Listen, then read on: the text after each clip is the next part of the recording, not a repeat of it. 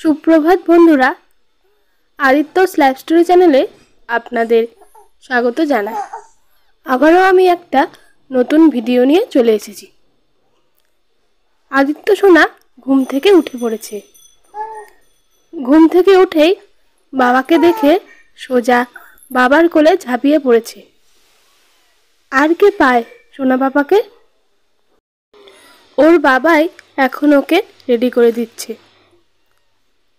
আদিত্য খুব খুশি। বাবার সাথে দুষ্টুমি করতে খুব ভালোবাসে আদিত্য।